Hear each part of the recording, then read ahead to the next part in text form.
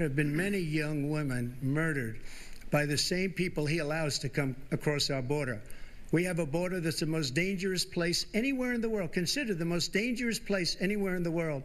And he opened it up, and these killers are coming into our country. Former President Donald Trump hammering away at an area of vulnerability for the current resident of the White House, given the millions of unvetted immigrants granted entry over the past 3.5 years. Panel, did you hear anything resembling an effective rebuttal from President Biden? And I'm going to ask you, Gary Pollan.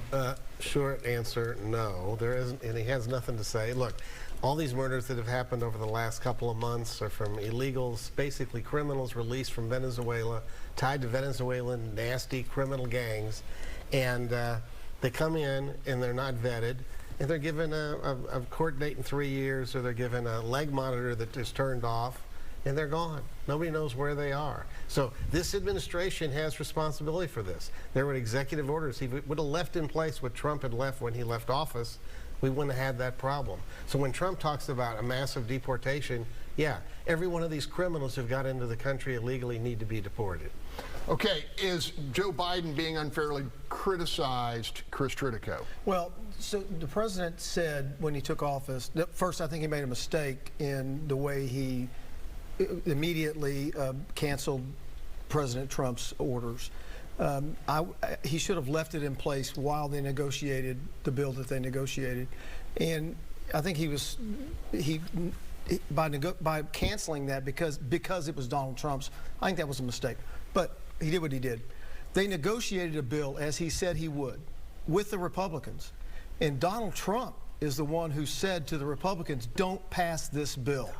And President Biden should have hammered that during the debate.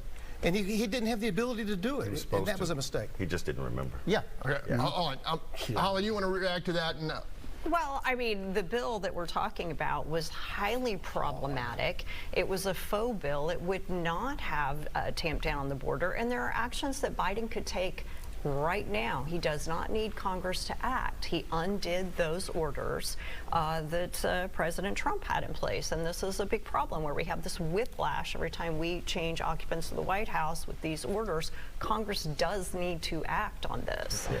Gary, there is an argument that adding Border Patrol agents and immigration courts and fentanyl detecting devices with that bill was a progress, maybe not perfection situation, and this was politicized, particularly in an election year. The Border Patrol additions are going to be escorts. They're not guarding the border, Greg. They're escorting people into the country. They're putting them on buses. They're sending them around the country. That isn't working. This bill was a half-assed way to try to cover up for an issue that they're highly vulnerable on, at the same time keeping their base, whose open borders base, happy. And all right, Marcus, your view on this. Listen, Joe Biden did as good of a job securing the border as Donald Trump did securing the Capitol. Joe Biden opened the back door of the nation and allowed people in. Donald Trump opened the front door and allowed his cronies to try and take over the government. And so this is the decision we have to make. Which one of these guys is best for our country? And what America should do is look in the mirror and be honest with yourself and say neither of these guys deserve to sit in this seat, and we deserve better. All right, Doug Miller, I'm going to ask you for your personal fact-checking on this issue. You know, I got to tell you, the one thing that I thought among the many opportunities that Biden missed was the opportunity to hammer on former President Trump's plan to institute a deportation of 11 million people from this country. And he could have flipped the inflation thing on Trump by simply saying, you think Happy Meals cost a lot of money now?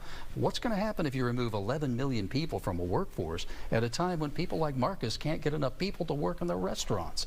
What do you think is going to happen to the price of putting a roof over your head when you take all the undocumented workers who are fixing people's roofs now out of the workforce? And working for you. Just a thought. Go ahead, Gary. I mean, you know, we couldn't get a house framed in this city. No, real quick. And I understand that. But that's different than deporting the criminals, and that's what's going to happen. Well, how you He's going to get rid of the criminals. He's not talking about that. He's talking about Yeah, but that's 11 what is gonna million end up people. happening. That's You what's know? happening. Real quickly, Holly. I don't think there's an appetite for deporting everyone who's here illegally. However, there are 1.5 million people in the country right now who've been told by an immigration judge they do not qualify for asylum, they need to self-deport, and they have not done so. I'm going to leave it there. Up next.